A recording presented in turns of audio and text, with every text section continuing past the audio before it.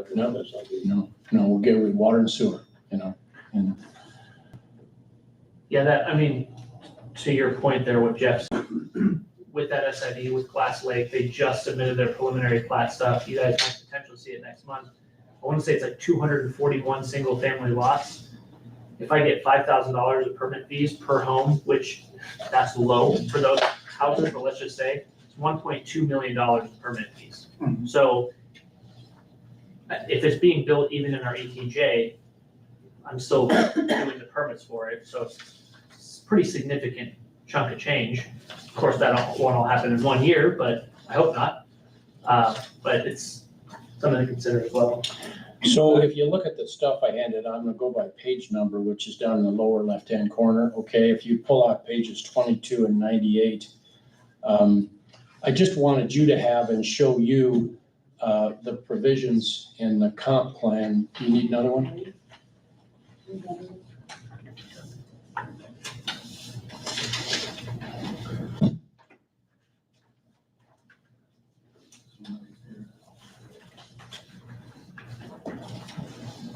Should be this one.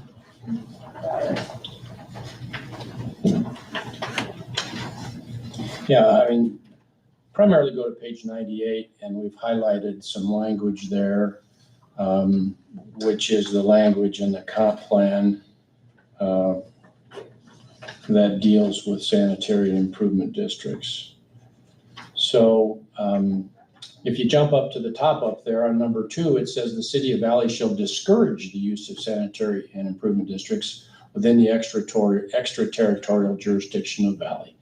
Now, it doesn't say you can't have them, and I think the reason for that long ago when it was done is it was felt that they would block annexation. A lot has occurred since then, and I'm not sure that's true anymore. The next thing, number 3, just says that, as I mentioned before, if there's a subdivision, they have to agree to annexation. And then that's what the other thing says. So that's what the comp plan says. And I think my own personal opinion as a land use attorney, the situation we find ourselves in now, I think requires maybe looking at that and rethinking it a little bit. And so I've given you this other sheet right here, okay? Factors to be considered. And so these are just some things that I think would be involved in a decision about whether or not a subdivision should be allowed to use a sanitary and improvement district as a means to finance the public infrastructure on a project within Valley's extraterritorial jurisdiction. And I didn't get these from anywhere. They're just from me, and they're not meant to be the right list or an all-inclusive list, but maybe just to get everybody starting to think, because there will be times when a development is in a location where we don't want to use a sanitary improvement district, absolutely. But I think the comp plan should set forth some factors or some standards, some things to consider when making the decision. And I think that those factors need to be consistent with certainly the last couple of SIDs we've done, which would be Country Air, in a little bit different situation with the city's land and so on and so forth in Catalina, okay? Rather than sort of on an ad hoc basis when a developer comes in with a project and we say, well, yeah, you can, and we tell the next one no. I don't think we want to be in a position where the decision of the planning or council is arbitrary. I think we need some standards to look at. And there may be other ones that you may disagree with some of these, but since we're starting down that road and we're going to have some people coming in and asking about that, I just thought it'd be good to give you some information about it and start to think about it. And I'm sure I'll be talking either to our present planning consultant or perhaps somebody else at JEO about this and getting their thoughts. I just think it's a good idea. to think about it and maybe consider amending the comp plan if it's something you want to do. I mean, I obviously don't get to make the decision. I just get to stand up here and talk to you. So that's what I'm doing. But I wanted you to see what's in the comp plan right now about SIDs, kind of vague. And then the other thing I thought as I was going through the comp plan is I'd pull out the provisions of the plan that deal with TIF, okay? TIF is certainly a little different. If you pull out page 22, first upper right-hand corner, it mentions tax increment financing for the removal and replacement of vacant and dilapidated housing, okay? So that's the first mention of it.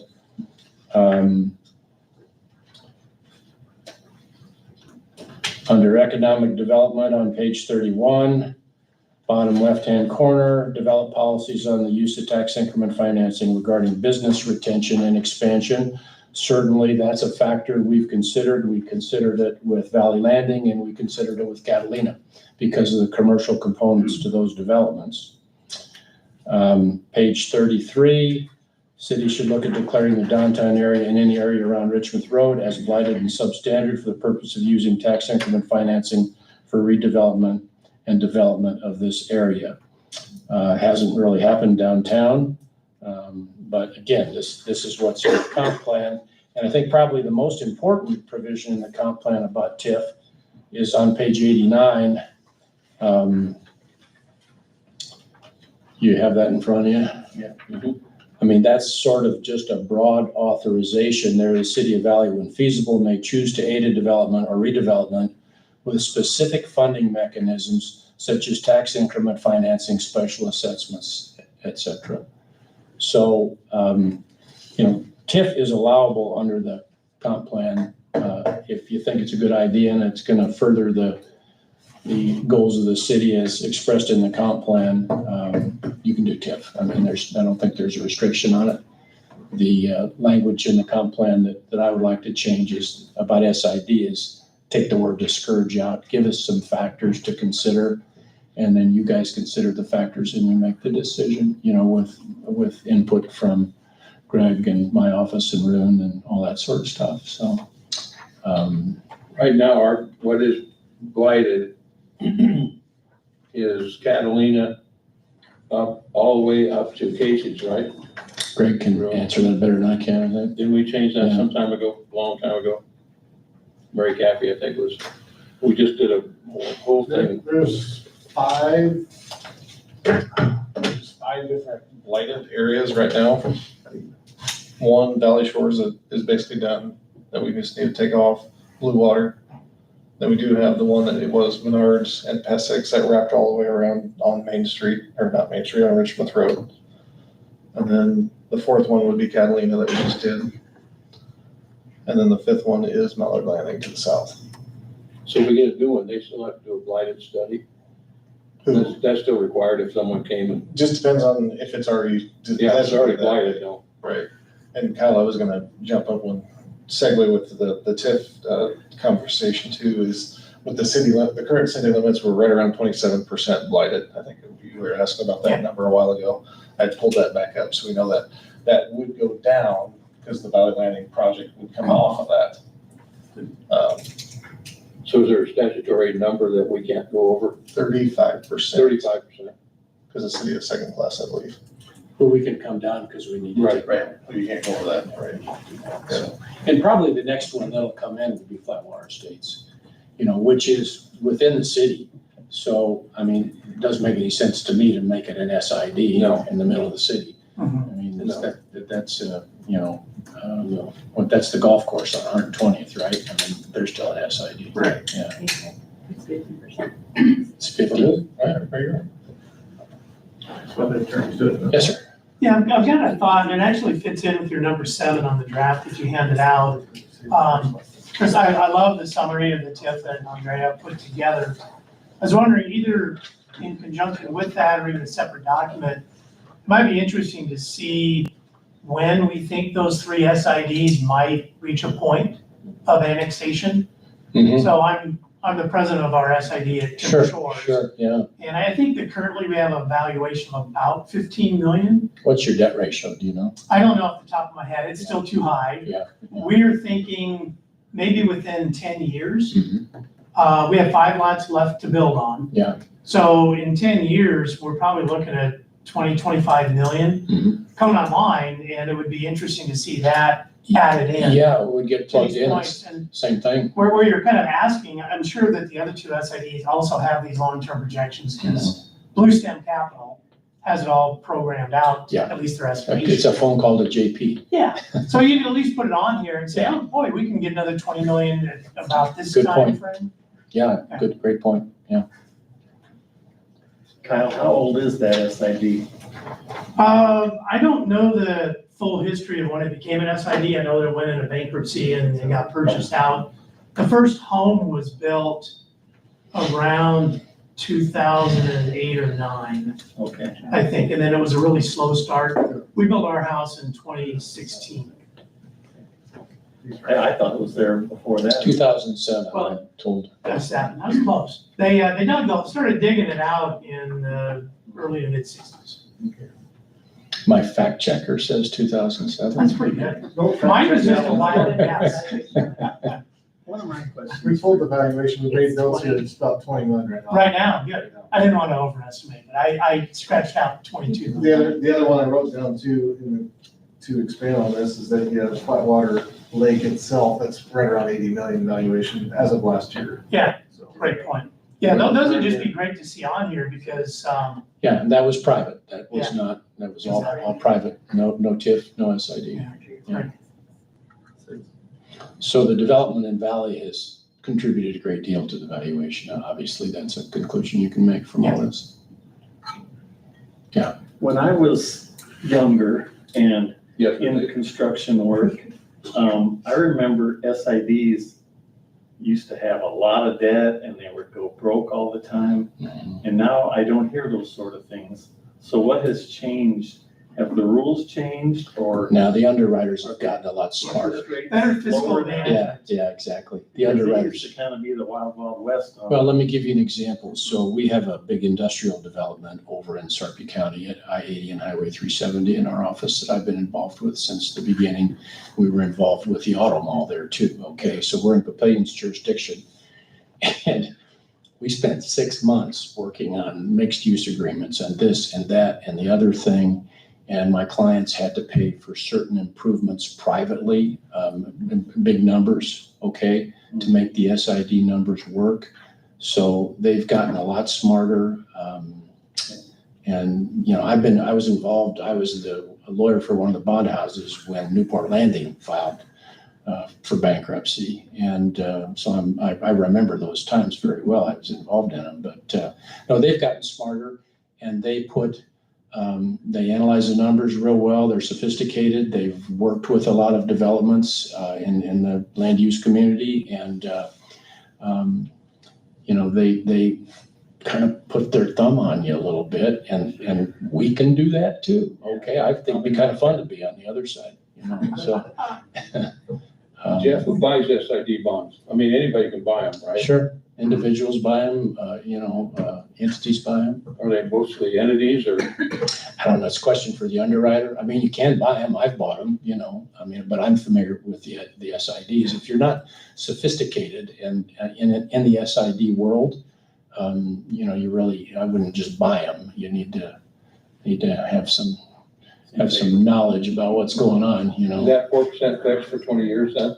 No, well, the bonds, no, they have different coupons. They change, yeah, it changes, they go out, yeah, And they sell warrants for the ongoing operations too. yeah, 7%. Construction warrants, general general. fund. Yeah, Yeah. exactly. But there's no protection as far as a lien on any property or? Well, essentially, you do have tax revenue, yeah. But to have, so an SID that fails doesn't have enough valuation, okay? Right. Again, coming back to the valuation here, you know, I mean, back to Timber Shores, they have debt and they have valuation. When that gets to generally the sort of the thing, the ratio people say is 4%. It's gone up a little bit on some deals to 4.5 or 5, depending. But a city generally won't look at annexing an SID until those numbers make some sense. I remember when Ginger Woods filed, they filed on, because they ran into whatever year when everything was crap, in the state market. But the lots remaining, obviously still held by the bondholders. Well, I mean, development's a risk, right? Right. And so the city just can't be in a position that it's taking that risk. It has to make sense, and we have to feel good about it. And it's in the best interest of the city to proceed. I always thought you could spend a lot of money to get into farming. You don't spend a lot of money to get into subdivisions. You get a lot of money spent in a big, look at Hampton out there, Well, and I'll tell you, my experiences in Papillion and other places, they're gonna do it their way. I mean, when they tell us we're gonna do it this way, you don't negotiate that. I mean, if you want to do the deal, that's the way it's gonna work. So, because they're thinking ahead, everything at the beginning is geared towards them annexing and what's in the city's best interest with the mix and the use and so on and so forth. So, Great. any questions? Any other questions of Greg? Hey, we'll be back talking about this too. I just thought it would be a good idea to get you grounded in some basic information so that we don't have to start from scratch when somebody brings something in front of us. And I should have some more information as we move this along and talk to our planning consultants about the best way to do it. What will we have to do with Glass Lake? Do we have to get involved in the annexation? Well, no, we've submitted an application for the county to cede jurisdiction to the city of Valley, which will not be heard. There's a meeting, not next week, but the week after. It'll be at the meeting after that, whenever that is. So, And then we approve the SID? yeah, we'll have to be involved in all of that. You bet. Yeah. Yeah, they It's all can't, City council, it's all on the city council. well, you guys make a recommendation, obviously. I Okay, mean, so we do get, yeah, I mean, your job is, that's why this comp plan stuff is so good for you to have and think about, because the planning commission's job is to make certain that what comes in front of it in a development proposal complies with the comprehensive development plan. That's your statutory duty. So that's why I wanted you to have that. It's a little sparse, but that's what's in there, and even though it's an SID. even though it's an SID. If Glass Lake's gonna be an SID, Yeah, still has to go through the whole Has to go process. through. Absolutely. It's in our extraterritorial jurisdiction, our ETJ. You'll see a preliminary plat here, more than likely next meeting. Yeah, and I mean, the other thing, we've always been very good about, because we're smaller and we can, working with the developer to move things along. The other jurisdictions aren't like that. I mean, you file something and they say, you don't necessarily get on the agenda the next month. I mean, it takes 3 months to get to planning, and then they tell you and Papillion, it can take you years. Yeah, so, I I mean, remember the last time we dealt with Glass Lake, if I remember, that was platted at 300 lots. And it was a fiasco. It was, the owner and everything was a big mess. Asked Homestead and Perry.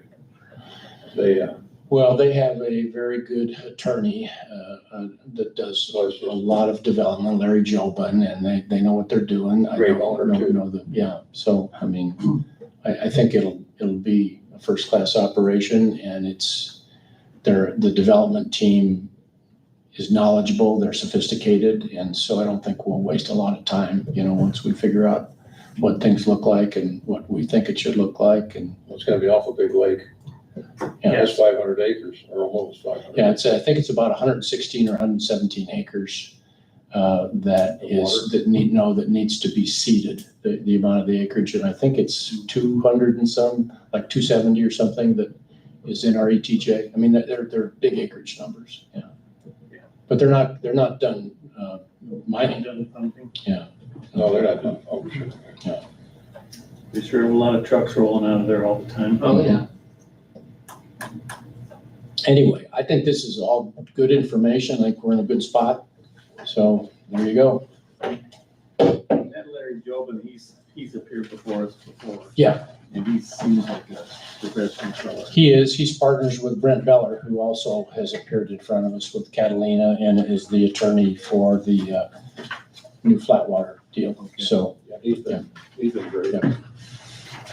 All right, Ruben, may Andrea and I be excused? We don't want to listen Yes, to you may. it. Okay. Well, let's ask, Ruben, do they have to stay? What's that? Do they still have to stay or do they go? They did bump me though. I could have been the one leaving. That's all right. I live here, so. So just really quick update. I've been bringing to you guys, updating our building codes for months now. It was one of those things that I thought was going to be a real nice, easy little chew, bite off. We're just going to take Bellevue. We're just going to do this. Last week, was it last week? 2 weeks ago. Everything's running together. I was in Denver for code. We're on to the 2024 almost. Currently, we're still on the 2012. That affects our insurance rates, all these things. It affects, as crazy as it sounds, our CRS, community rating system score for FEMA. It also is just best practice to stay updated with a lot of the building codes. The problem is if you adopt them wholesale, there's a lot of things that most jurisdictions amend out. For example, since 2018, all single-family homes have to be sprinklered. That doesn't get enforced anywhere except California and New York. Almost every other jurisdiction just writes it out, amends it out.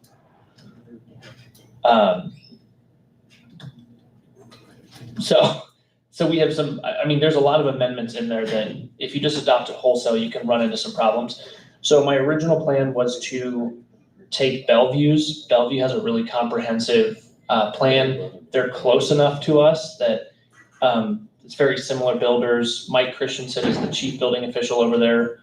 I don't know if I'd use the word mentor, but he's on the NCOA, Nebraska Code Officials Association. He's the president. I'm on that board as well. He's been doing this for 40 plus years. So they amended some things out. So my thought is kind of just taking the meat and potatoes of their amendments. The other option is to take Omaha's, just their amendments with some notes. Bellevue adopts the UPC plumbing code. Omaha has their own, I'm just gonna say their own code. I would not adopt either of those and just adopt the IPC. Scott knows what I'm talking about. I don't want to enforce their code. It's very tailored to Omaha. I'll just say that. So with both of these, I would just adopt the IPC plumbing code. But I just wanted to give you guys an update. I thought about, apparently Denver, Colorado has a very robust team around adopting codes. And I thought, well, maybe I'll adopt Denver's. And I looked it up. It's 500 pages. I'm not kidding. It's 499 pages. And in every single page, it references when saying this, refer to the Denver Municipal Code chapter. And I was like, I don't have that's 500 pages. I mean, all looking like this, just 500. I mean, so as nice it would be to go on someone like Denver where they have a real robust amendment process and they amend certain things in that really work for them. Again, Denver's pretty far away. Their soils are much different than ours. Just giving that as an update. The only thing that I've noticed, which will come up because there's one builder in Valley who uses shallow frost protected footings. We currently allow them in our code because they're not amended out. I can tell you Omaha, Bellevue, Lincoln, almost no other jurisdiction allows them. I'm not sure why. I want to think there's a reason that they don't allow them. Of course, you talk to the guys who make the forms for it. They say, listen, all the testing's been done. The freeze-thaw cycle doesn't affect it. That's something that might bring up some contention because there's one developer and one builder who one wants to use them in his new development. Another one currently uses them. It's a cost saving situation. Essentially, instead of going 42 inches down to the frost, to get below the frost in our area, you're pouring a 12 inch and you're essentially wrapping the whole footing in foam. And the research shows that the frost can't get under and then create a heave. Again, I need to try and track down people in Lincoln, Omaha, see why they don't. They might have a really good reason. I know they're used up in Minnesota. I know they're used up in South Dakota, which is much colder than us. That's the one thing. All of these guys have amended it out. There's a section where it says amend, remove frost or shallow frost protected footings from code in entirety. They must not deteriorate or anything. Apparently the foam, I mean, the amount of research I've done on this, as long as the foam isn't exposed to UV, so you have to cover it up, the foam can last forever, apparently. Is it like a foam block poured? So what they do is they take a 4x8 sheet of like this 2-inch, imagine rigid, but it's something different. They cut it and then they literally caulk it together to form a channel. Basically, they're just building the form out of the foam Yeah, insulation and then pouring. Yep. You can see down out of Lake Arrow or Tumonix down there, they have it sitting outside. Mm-hmm. So the studies that I've seen, the engineers' research, again, I'm not an engineer, so some of the stuff I'm just looking at going, yeah, it looks like they did all the tests. At one hand, we want to encourage affordable housing. On the other hand, I just don't know. I don't know. And there's probably also going to be some amended in safe rooms, considering the tornado we had here last year. And Valley is almost all slab on grade. There are homes that are built currently that don't have safe rooms or storm shelters because it's not really in the code. It's gray at best. Again, you start taking away the layers. What constitutes a safe room? And does the city then pay for an engineer to state, hey, if you build a wall like this, if you do this, what are some alternate designs that meet wind and tornado and impact and all the stuff in the ICC 500, which references the FEMA safe room. Again, you think it's this easy conversation and you just go into this rabbit hole of what is a safe room and what dictates a safe room. A lot of the safe rooms in blue water, flat water, they're 6 or 8 inch thick concrete reinforced structure. I feel pretty safe saying that's a good safe room. But when I get a Bolt down safe room, I don't know if I trust them. Because it's only as good as the 4 inches of concrete it's bolted to. So a lot of them, not most, every single one of the ones that have safe rooms, they're all on footings. They're all bolted and tied into the footings. They're all on usually 16 by 8, if not 24 by 10 footings. Do they have a concrete roof? No, some of them do, some of them don't. That's the next great question. FEMA require a concrete roof Um, to call it a safe room. there's a difference between a safe room and a storm shelter. Storm shelter. So again, if you want to we start breaking these in. Storm shelters require a lot of stuff that would really add a lot of cost burden to builders. Safe rooms are a little bit less, but they would still provide safety. Safe rooms, there's wind, and I believe in safe rooms, you're allowed to do roof, like ceiling trusses. They just have to be spaced a little bit closer. They have to be 2 by 12. I believe it prescribes a certain setup. Again, easy when those guys are doing it all the time. Hard when someone says, I want to build affordable homes in Valley, and you're making me add 10 grand for a safe room. I got involved in that with the National Weather Service. I financed that for the investors that put the building up. Yeah. You can believe that building's leased, and they had to do a concrete roof for those guys. Yeah, so, Because they're around when there's bad weather. and there's a difference. Commercial, that's easy. It's stated in commercial, this is what you have to do, end of story. Residential, it's gray, to say it best. So that's something else that I'm also working on. There's gonna be a couple developers, one in particular who's gonna really squawk at that. But with the tornado we had,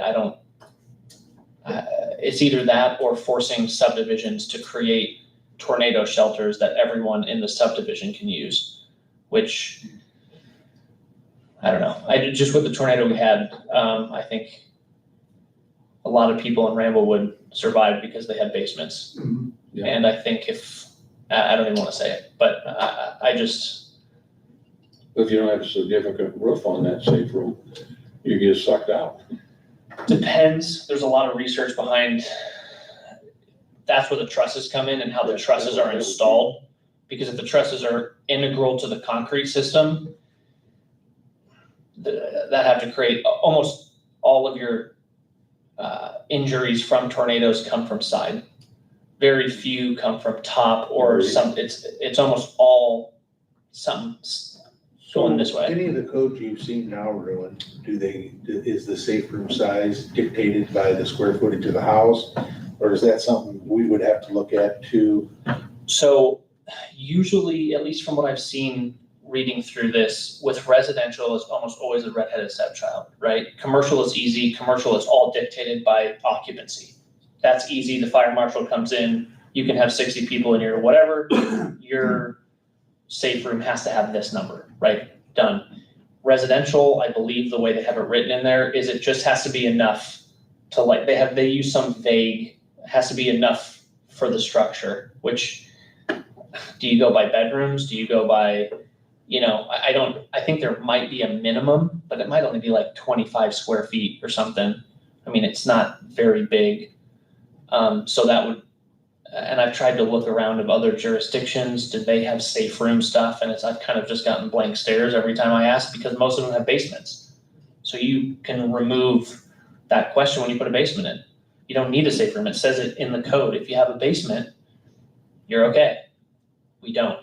Yeah. What about these shelters that they dig under your, say your house is slab on a grade? Mm-hmm. They dig this thing and put it in and it's like a self-contained. Yep. Is that, I had someone asking me about that. Mhm. I told them to talk to you. Yeah, that's acceptable because, Okay. so FEMA allows, if it's, essentially they're kind of weighing their options, a flood and a tornado at the same time. Right. Of course, you don't want to break the flood, but they allow it for items. I need a triple check, but I'm 99% sure they allow it for safe rooms. Okay. Actually, Elder Peterson has one of those. Okay. yeah, you can buy them for $5-6 grand, put them in your garage a lot of times, Okay. and It it's, has a hatch. yep, it has a hatch and it has air, and those are all certified through the FEMA and the ICC 500. So those are easy for me if I just say, hey, but of course you get the one guy who says, well, what if I put 2 layers of OSB underneath my staircase? And I don't know, you probably got to engage an engineer. Call Kyle up and see if that'll hold the wind shear, because I don't think it will, but and that's the questions I get. So Yeah. that's an option I brought up. The only thing that it doesn't apply to, again, I found out, is manufactured homes. Because manufactured homes are built to the state in conjunction with HUD, and they state that they don't need them. So besides that, but all the other homes in here, again, we only have pretty much one subdivision where they're being built. Almost all the other ones are being built with these safe rooms that at least provide a good amount of protection. But I think it might have to just be added to our code. But what that looks like is the $1 million question. So if you see a safe, concrete, obviously a safe room out of blue water or whatever, that's required or that's the homeowner? That's the It's not homeowner. required. That's the homeowner. The homeowner Yeah, it's doesn't. all built on them. They do, except Yeah. one development here. There's one Yeah. in town where they're not, and I just, Well, to be honest with you, that's better than the bathroom. yeah, right? I mean, Even though we're not requiring it right now, It's better than crawl space too. it's better than a crawl space, and it's probably better than bathroom. Cinder block poured solid is better than Absolutely. 4x4 framed wall. absolutely. Cast iron Yeah. bathtub. And all those doors are exterior rated, almost all of them, because they go to the garage. So they have to have a fire rating, which means they're a little better built. Again, the difference between a safe room and a storm shelter require storm shelter doors, which are thousands of dollars. They're pegged into the wall. I mean, that's where where do you start to do this, right? Do we add a $25,000 storm shelter to every single new house in Valley that doesn't have a basement, which is all of them? Or, right? So this is again, all just discussion. It might just take us engaging an engineer and saying, hey, how much is it gonna cost to come up with a couple designs that match the safe room descriptions that we can go to builders and say, hey, these are your options. Of course, you can always, they sell the ones that go in the garage, they sell just the tube that you drilled it. Again, there is a footing schedule in there that they technically have to do, Yeah. and they drill it just in their garage or whatever, and it's just a tube, but those are also rated for, yeah. I mean, I'm curious what they're Get in there, doing honey. in Oklahoma and, cause there's a lot of slab on grade houses down there. I know. There is. And they're in tornado Yeah. alley. Yeah. I'm curious how they're addressing it. Right, which is, Oklahoma's burning up. Yeah, and that's, I mean, that would be, again, my recommendation is health and human safety, right? But I don't have the vote. I mean, there is the option that it's just not required, and then we just all hope, fingers crossed, that tornado doesn't come through that one development, because I don't know, hope your stairs are built strong, I guess. Cast iron tub. They don't make those anymore. I know. It's fiberglass now, so Too good heavy. luck, don't get in there. So anyways, that's where I'm at. I don't know if you guys have questions. But yeah, I'm trying to get through all this, and it's just every single time on top of inspections and new homes and all the other stuff, so. Thanks, Rudy. Any questions? Job for Rudy? security. I know, right? Job security. I don't have to worry about that. I don't think. He's always coming back. Yeah. Any other questions? John, did you have anything for us? Nope. You wanna make something up? No? Okay. Motion to adjourn. Motion to adjourn. So moved. Greg, second? Second? You get that, Cindy? We are adjourned. Aye. Thanks for coming. Thanks for coming, John.